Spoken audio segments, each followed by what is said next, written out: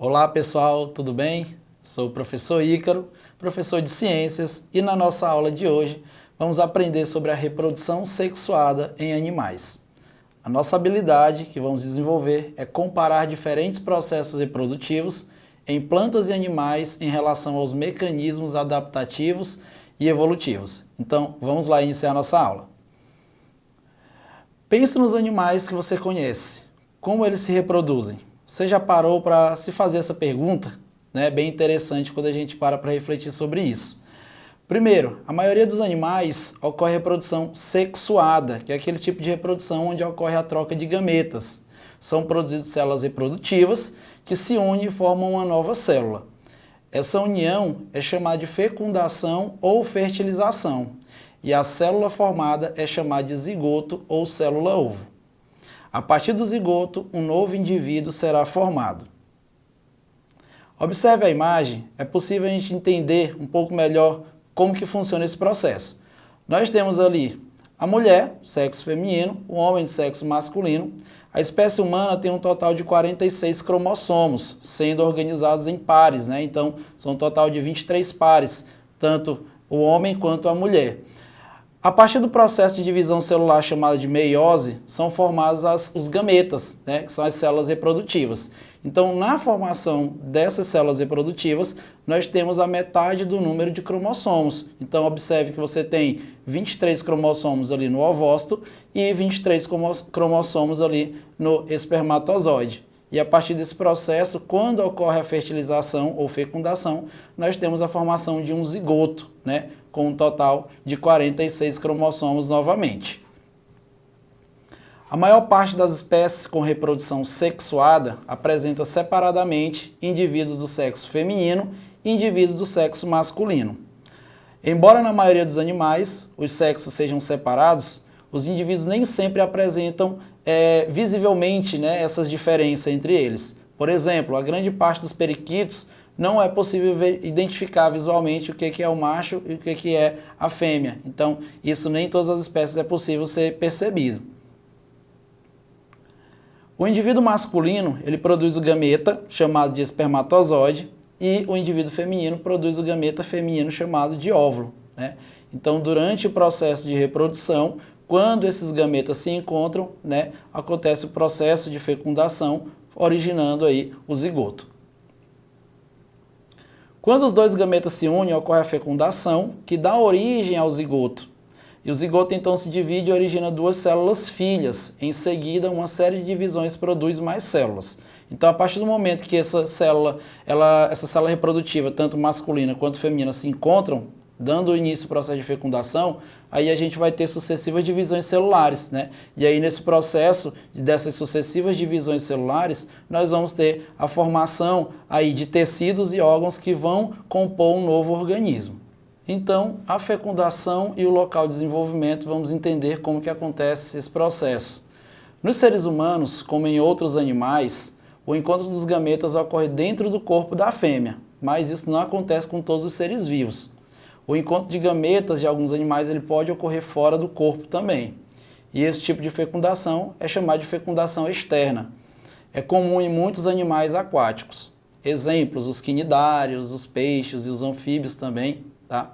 Em que macho e fêmea lançam seus gametas na água e lá ocorre a fecundação. Quando a fecundação é externa, as chances de os gametas encontrarem é menor, né? Então diminui essa chance quando você tem uma fecundação externa acontecendo. Mas será que isso prejudica a reprodução desses seres? Vamos tentar entender se isso realmente acontece? Vamos lá. Geralmente, os seres vivos que apresentam fecundação externa, eles produzem e liberam uma grande quantidade de gametas, diferente aí dos animais que têm fecundação interna, que a gente vai falar daqui a pouquinho. Então, isso acaba aumentando as chances de encontro deles na água, já que a quantidade é bem superior, né? Na imagem a gente percebe ali a reprodução dos sapos, né? Nós temos ali o macho e a fêmea em um processo que é chamado de amplexo, que é esse abraço que o macho dá na fêmea, para forçar a liberação desses gametas na água. Durante a liberação desses gametas, na água acontece o encontro desses gametas, onde vai iniciar o processo de fecundação. A partir disso, desse ovo já fecundado, nós temos a formação do embrião, depois o girino, que passa por uma metamorfose, né, até chegar ao indivíduo adulto novamente. Mesmo assim, poucos embriões sobrevivem e completam o desenvolvimento, uma vez que ficam expostos aos perigos do ambiente, sem a proteção dos pais. A fecundação interna é a forma mais comum de encontro de gametas em animais terrestres, no caso dos répteis, aves e mamíferos, incluindo os seres humanos. Ela ocorre ainda em diversos invertebrados, como os insetos e as aranhas, e nesse tipo de fecundação há maior chance de os gametas se encontrarem em comparação com a fecundação externa, mesmo com a produção deles sendo geralmente menor. Você consegue imaginar por que esse tipo de fecundação é vantajoso no ambiente terrestre? Uma pergunta bem interessante, né? Vamos lá. Então a fecundação interna é vantajosa no ambiente terrestre porque evita a perda de água, ou seja, a desidratação, tanto dos gametas quanto dos embriões. Tanto a produção de óvulos como as de embriões são menores, nesse caso da fecundação interna, tá? Mas há maior chance de descendentes sobreviverem e chegarem à idade adulta, se for comparar aí com a fecundação externa. Alguns animais com fecundação interna são chamados de ovíparos, tá? A fêmea libera o ovo no ambiente e o embrião se desenvolve utilizando as reservas nutritivas presentes nesse ovo. É o caso de vários invertebrados, de alguns peixes, dos répteis em geral e de todas as aves. A casca e outras estruturas, elas têm uma função de proteção, né? E também evita com que esse organismo ele perca água nesse processo. Dentro do ovo há reserva de alimento, como a gema e a clara, que são nutrientes aí para o desenvolvimento do embrião.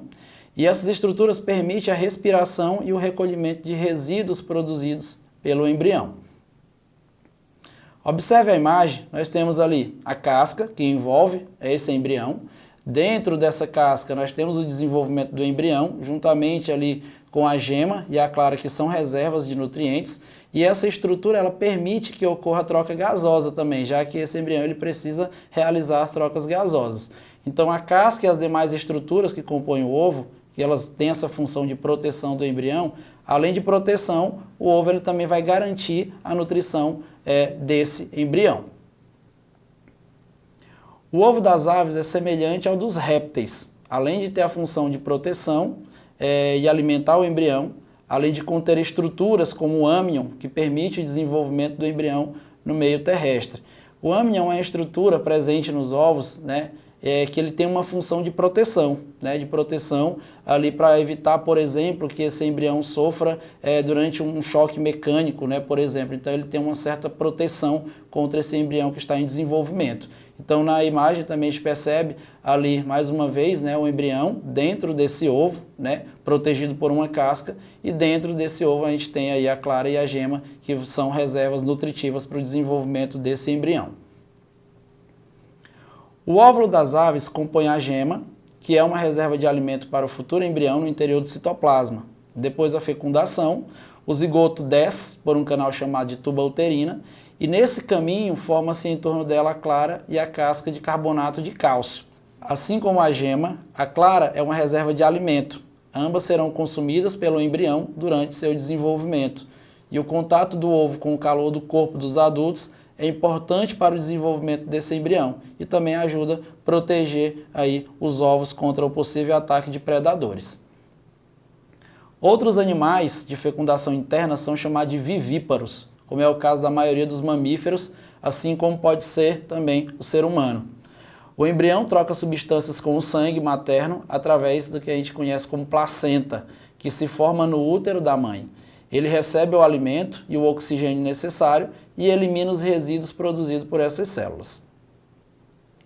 Ainda tem os animais chamados de ovovivíparos. O ovo com casca é retido dentro da fêmea até que o desenvolvimento se complete. É o caso de alguns invertebrados, de alguns peixes e também de algumas serpentes, tá? Vamos falar agora sobre os tipos de desenvolvimento. Nós temos o desenvolvimento direto e o desenvolvimento indireto. Desenvolvimento direto é quando não há mudança entre a fase jovem e a fase adulta, né? O que ocorre é apenas uma mudança no tamanho desse organismo. Já o desenvolvimento indireto é o processo de mudança, de transformação, conhecido também como metamorfose. Quando nascem, os organismos são bem diferentes de um indivíduo adulto da mesma espécie.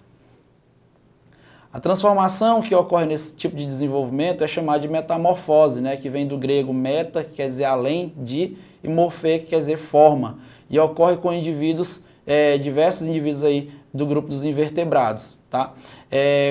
Como os anfíbios também, sapos e rãs, que é o que a gente vai ver aqui agora no caso dos insetos, tá? Na imagem você observa o desenvolvimento do inseto, no caso nós temos ali os ovos, depois desses ovos, depois de eclodir, né, forma-se a ninfa.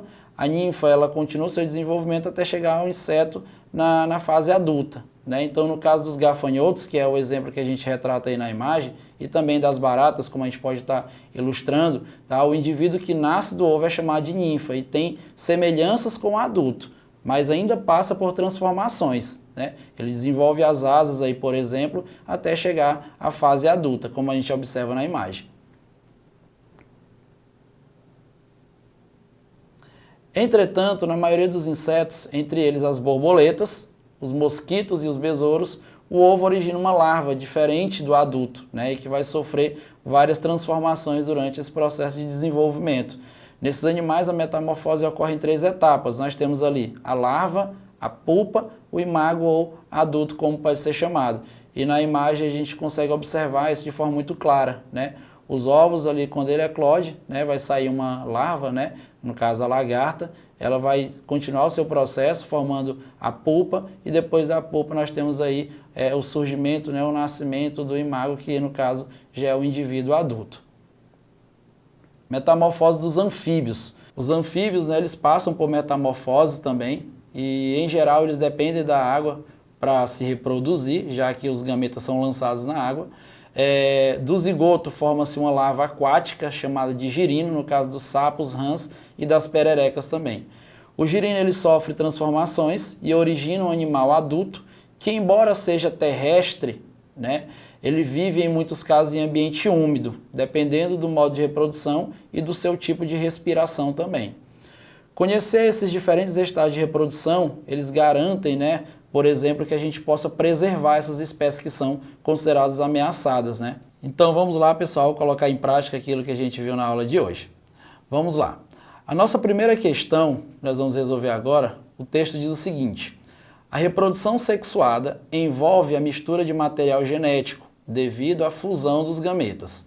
Essa mistura de material genético promove, letra A geração de clones, letra B, redução da variabilidade genética, letra C, o aumento da variabilidade genética, letra D, o surgimento de novos alelos, ou a letra E, a formação de cópias genéticas idênticas a um dos pais. De acordo com o que a gente viu na nossa aula de hoje, a resposta correta para essa questão seria aí a letra C, né? O aumento da variabilidade genética. Então, todas as vezes que a gente fala de reprodução sexuada, esse é o ponto X da questão, né? A variabilidade genética, que é fundamental nesse aspecto. A nossa segunda questão, vamos lá. Abaixo temos uma figura que representa a reprodução de peixes ósseos. Esses peixes, em sua maioria, são ovíparos e a fecundação ocorre no ambiente externo. Podemos afirmar que esses peixes apresentam, portanto, A. Reprodução assexuada com fecundação interna, B. Reprodução assexuada com fecundação externa, letra C. Reprodução assexuada por partenogênese, letra D, reprodução sexuada com fecundação interna. E a letra E, reprodução sexuada com fecundação externa. Colocando em prática aquilo que a gente aprendeu na aula de hoje, a nossa alternativa correta é a letra E, reprodução sexuada com fecundação externa, né? Então, esse processo aí acontece com os peixes, né, onde eles liberam seus gametas na água, e na água é onde vai acontecer o processo de fecundação. A nossa próxima questão. A fecundação é o processo caracterizado pelo encontro da célula reprodutiva masculina com a feminina. Nos mamíferos, a fecundação é caracterizada por ser sempre: letra A, externa, letra B, direta, letra C, indireta e a letra D, interna. Então, a nossa alternativa correta aí é a letra D, né? Nós temos aí a fecundação interna acontecendo aí na reprodução dos mamíferos. Próxima questão. São animais considerados ovíparos aqueles, letra A, que se reproduzem no ambiente aquático, letra B, que possuem fecundação externa, letra C, que possuem fecundação interna, letra D, cujo embrião se desenvolve dentro de um ovo no ambiente externo, e a letra E, cujo embrião se desenvolve dentro de um ovo, que permanece dentro do corpo materno. Então, os animais considerados ovíparos, tá, são aqueles cujo embrião se desenvolve dentro de um ovo no ambiente externo. A nossa alternativa, letra D. Então, pessoal, essa foi a nossa aula de hoje sobre reprodução sexuada em animais. Espero que vocês tenham gostado dessa aula. Até logo. Tchau, tchau.